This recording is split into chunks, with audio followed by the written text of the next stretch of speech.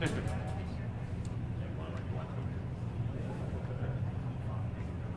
know exactly. I did the same thing. I was like, what?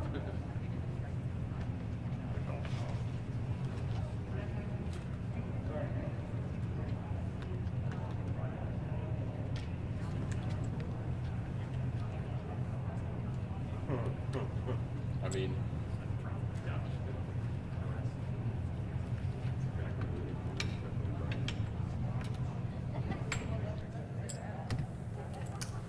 Hey, what you guys using, the zero?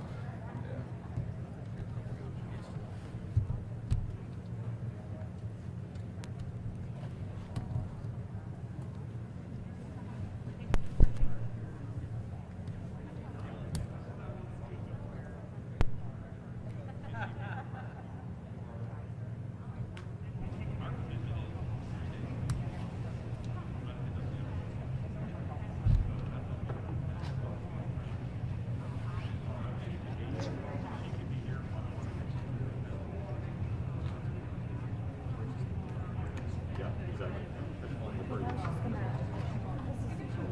Like everything else. Yeah, I've seen that, but just overall in general, just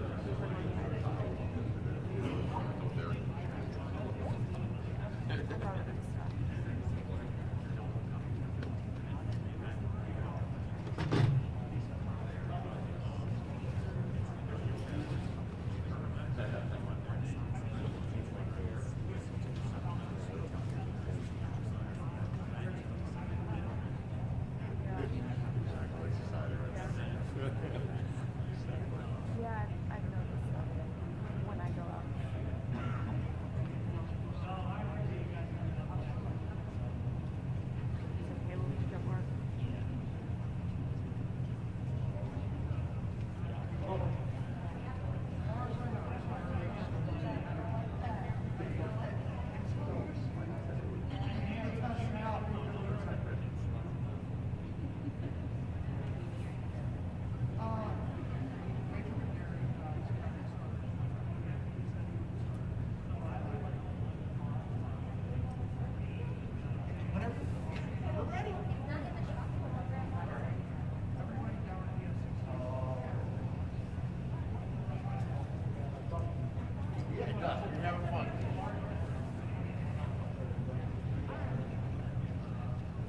Hey guys, how we doing?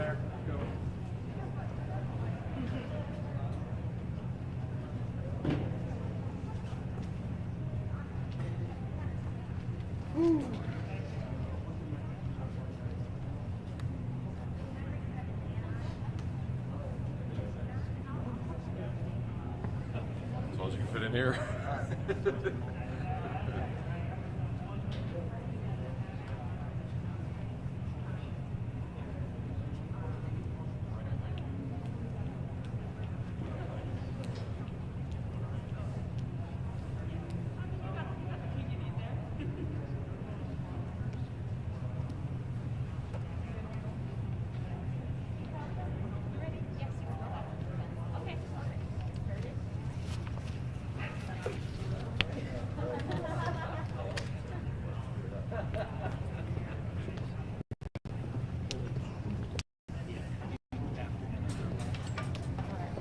I think so. No, no, you're fine. You're fine. All right. Are they disposing of this? No, we don't have a representative. that's okay, that's okay. from our unit on our- All right, that's a good bracket. Yeah, that's what We're, I kinda figured. we're ready. Okay, do you wanna do it? You want to start or do you? You want, I can Yeah, do go it. ahead. Why don't you go? Here, hang on.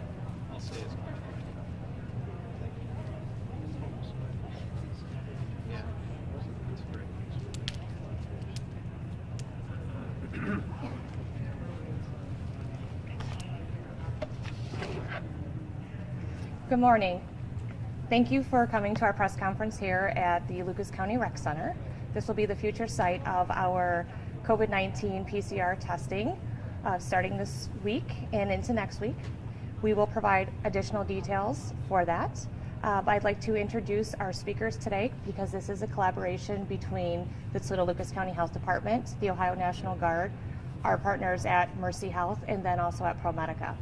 With us today we have Dr. Eric Skajinski, who is the Health Commissioner at the Toledo-Lucas County Health Department, Bob Baxter, President of Mercy Health Toledo, and then Arturo Palazzi, Chief Operating Officer with ProMedica. I am now going to turn this over to Dr. Eric Skajinski to provide some welcome comments for everyone. Thank you, Shannon. Good morning and welcome to our 2-year saga of COVID in Lucas County. It's hard to believe that we're now going on 2 years. If you remember correctly, it started with testing, and let's hope right now it's going to end with testing. But that's kind of what we're here to talk about today. I really am excited again about our collaboration with our hospital systems. And you do know from the stories that you've done is that that has been the wherewithal that we've been able to combat COVID in our community because of these partnerships with our hospital systems who are amazing. I've said this before, they are the gem of our community. And also then too, you see behind us too with the collaboration is the Ohio National Guard. And again, we've worked with them a number of times throughout the last 2 years, and they are amazing as well. So again, a great welcome to everybody who is going to be, at least for the next couple weeks, here and really providing resources to the community that are so desperately needed. Let me just set this a little bit up for data and where we've been. Some staggering numbers, ladies and gentlemen. I pulled some data this morning. And from December 27th through January 4th, we have had 4,900 confirmed cases of COVID in Lucas County alone. And those, remember, please, those are the confirmed cases. We have many more that are unconfirmed. That is unprecedented, even from last year's standards when we were significantly being impacted by COVID. Also then too, Lucas County is experiencing the highest ever of that per 100,000 count. And that right now is 1,019.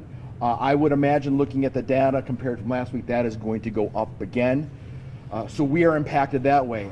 If you take a look at Cuyahoga County, and I use that kind of as a foundation to discussions, they've had over 30,000 in that same time frame. So again, we are inside the state being impacted significantly by COVID. Luckily, over the holidays, prior to the holidays, both Thanksgiving and the holiday season towards the end of December, we were able to distribute 3,500 rapid test kits, those Abbott test kits, to the community. And again, the Ohio Department of Health, Governor DeWine, thank you very much for getting that to us, but it was not enough. We can plainly see it truly is not enough resources to be able then to stem the tide of what we need to do to understand what's happening in our community and to keep people healthy. Remember, those Abbott test kits, those screening test kits really were to say, are you positive before you go visit family and friends so you're not venturing out and then, again, adding to the burden within inside of our community and inside of our state, inside of our nation. I want to really thank everybody who is here today again. I can't say enough within the last 48 hours, the ability for us really to stand this facility up with a collaboration like we have is amazing. And again, for you guys to be here then and that's appreciation of you to getting this story out. Right now, I'd like to introduce Mr. Bob Baxter, President of Mercy Health Toledo, to discuss some collaborative efforts as well.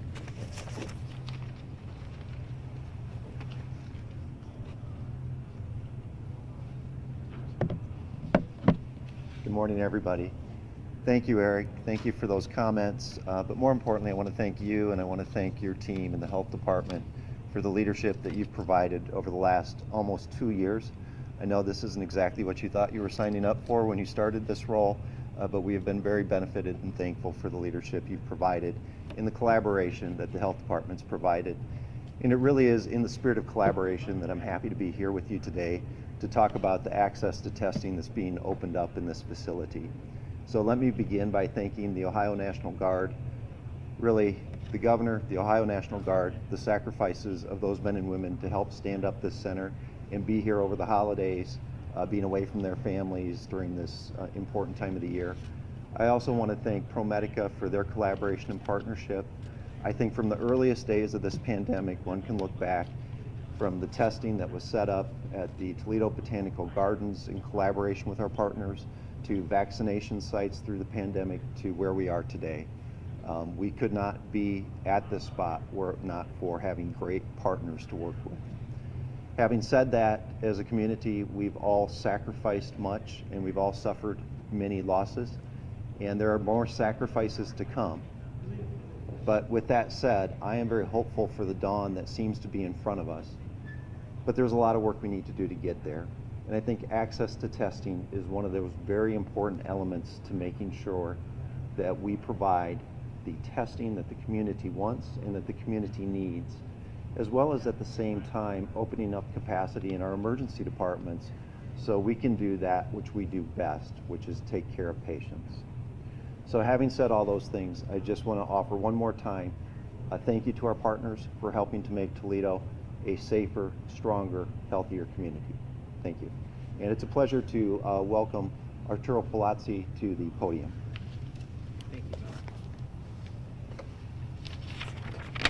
Thank you, Bob, and good morning, everyone. So it sounds like the word of the day is collaboration. I want to start with a thank you to the health department and to Mercy. Bob Baxter from Mercy reached out to me over the holidays to talk about the potential of doing this testing center, and I really am thankful that he placed that call. We're really thrilled to be here in partnership with the health department and Mercy to make this happen for the region. I think it's going to be critically important, as Bob said, and as you heard from Eric, the numbers are staggering. The Omicron spread is real and it's happening very rapidly. So our emergency departments across the region are inundated, and we need to decompress them with simple testing coming here to this site and allowing those emergency departments to care for those who are really in urgent need of emergency care. So I think this is going to help those hospitals decompress, and while all the hospitals continue to be safe spaces for care, this is going to be the best place for an efficient, fast, free COVID test. So we're really happy to be able to do that. I want to send a special thank you to the Ohio National Guard. They've been fantastic. So at ProMedica, we have over 150 National Guard resources at Toledo Hospital right now, helping stand up a surge unit to handle the volumes that we're seeing. And with the other 60 here, we just couldn't thank them enough for being here and helping. We've been helping to train all of them, and they've just been a pleasure to work with. So we're really hopeful you as community members will take advantage of this testing center. And I would be remiss if I didn't encourage everyone to get your vaccine and or your booster, and as often as you can, let's continue to wear these masks as a community, and I think before too long we'll get through this together. So thank you.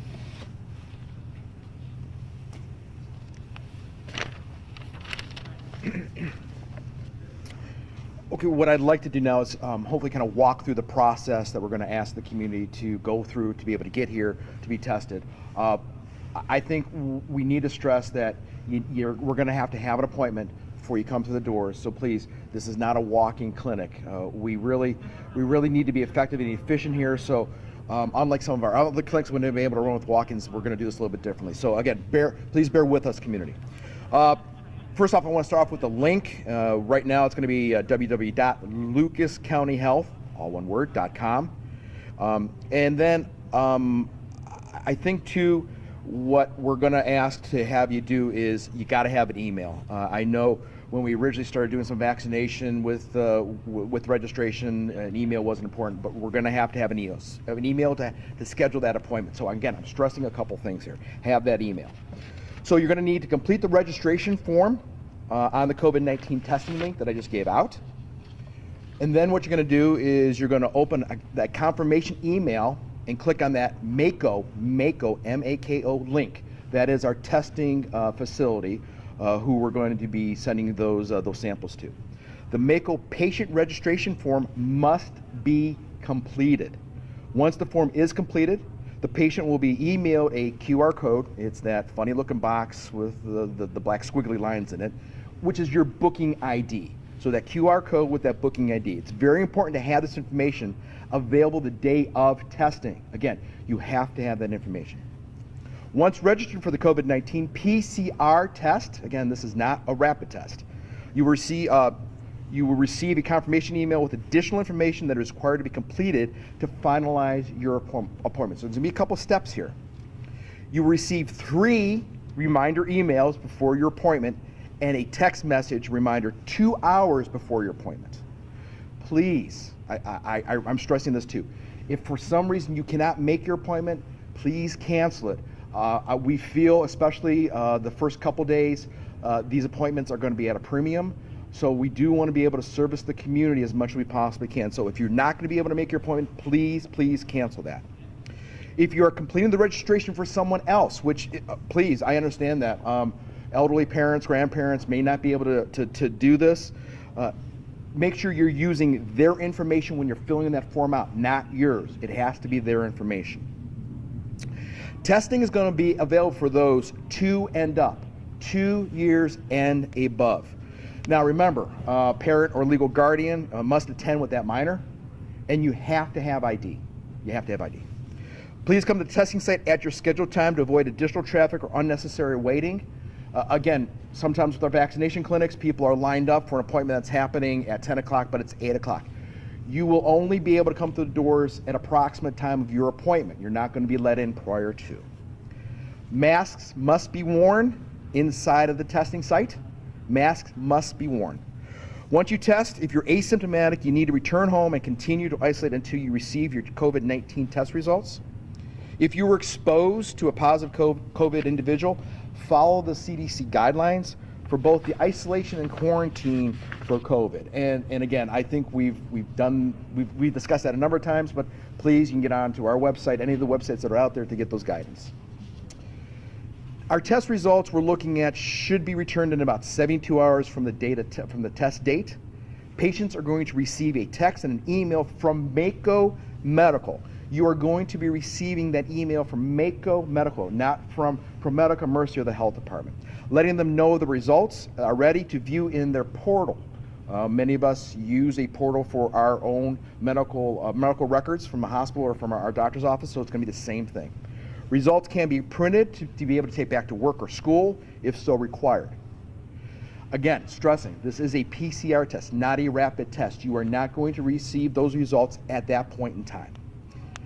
And again, 72 hours. We're hoping that it's sooner than that, but I think if we use that 72-hour time frame, we're going to be okay. We'll be scheduling probably north of 1,000 individuals after Friday. We're going to take Friday. We'll be starting at 7 a.m. and going to about 3.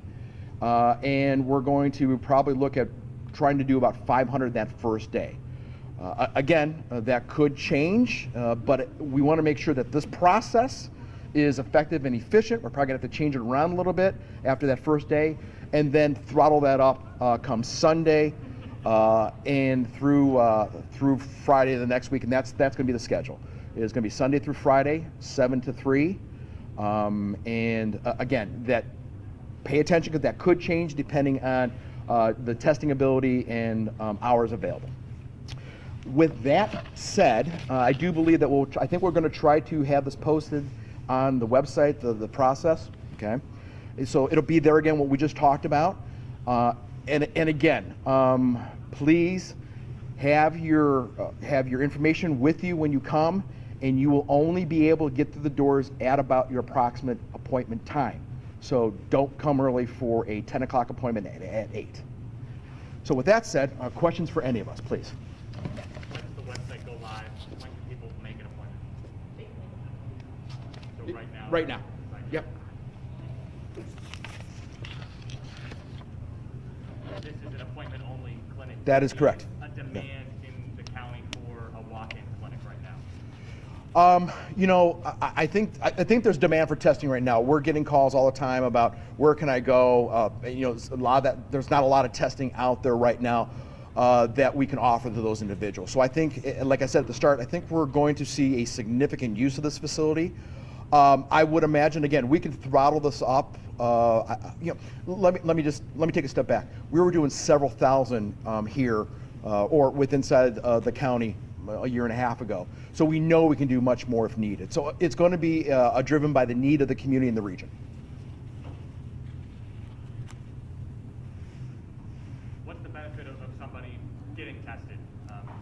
When Great. They know, or Yes. other than I'm positive, I feel sick, I probably have it. Why should they get the test? Well, I think there's a couple reasons why. One, a lot of people are going to want to get tested just to say, is it the flu, is it a cold, or is it COVID? And I think that's important. We don't want to be taking this virus back to our family, to our friends, to our coworkers. A little story right now with inside the health department. I have several of our employees that have COVID. So we know that we can bring it back to the workforce. And that is something that we want to make sure that we don't do. And by knowing that you're positive for COVID, you can take the proper steps to isolate yourself at home for now the 5 days for that quarantine. And again, we can talk about that later at another time. I think we will. But again, you quarantine and isolate appropriately. I have a question for our hospital leaders. How significant of an issue is it right now with people showing up to the ER to try and get a test? We were talking about how overwhelmed they are. Can you talk about the situation you're seeing with people walking into your ERs to get tested? And two, just an update on the status of our ERs and our hospital system right now. Yeah, thank you. I think that's a really important question for this discussion.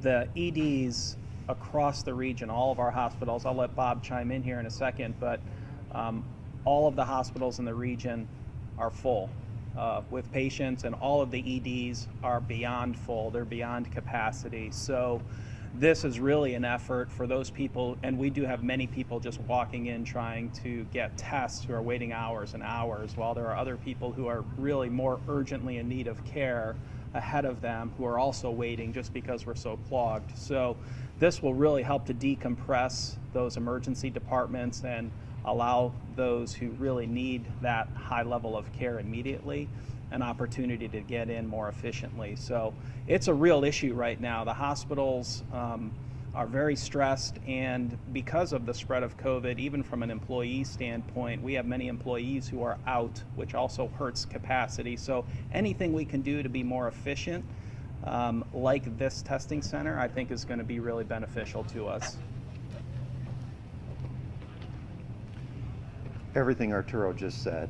I look at our emergency departments. What I would add to Arturo's comments is even a week before the holidays, 2 weeks before the holidays, as we were keeping an eye on what was happening nationwide and with different trends, and we were looking at the demand for testing, it wasn't that bad in our emergency departments. It wasn't something we couldn't handle, but really over a very short period of time that escalated quickly.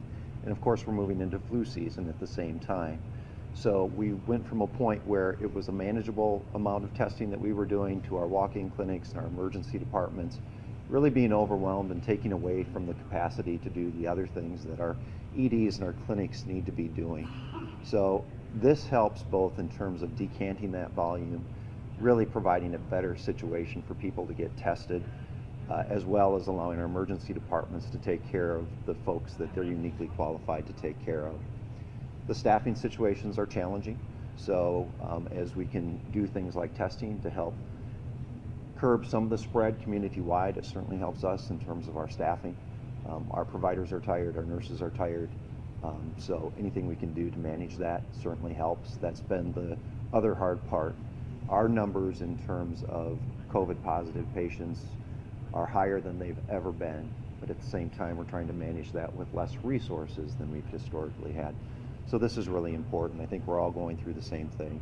And again, I just think the work that this partnership is doing is going to help us kind of get through to a better day. I'd like to just add something to that point.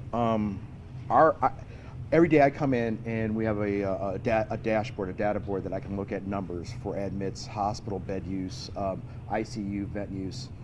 I got to tell you, our hospitals are doing miracle work. I don't know how they're keeping up. I'm watching the numbers every day going up and up and up, yet they're on the front line, and you just heard it. Lack of resources, individuals who are sick, they're calling off because they have to. These are all things that the hospitals are dealing with, and I think it goes back to a question what was asked before, well, why get tested? Well, you get tested because then you don't pass it to somebody and then they end up in the ER and or in an ICU bed or on a ventilator. I mean, I think, the message really needs to be right now, we have to help our hospitals out by not causing extra burden on them by passing an infection along to somebody else. So get tested. If you're sick, stay at home. I think, again, If you're not vaccinated, get vaccinated. If you're not boosted, you can't get boosted.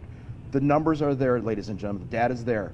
The unprecedented numbers of individuals in the hospital are unvaccinated. Ranges from 70 to 90% of those individuals that end up in the hospital are unvaccinated, unboosted.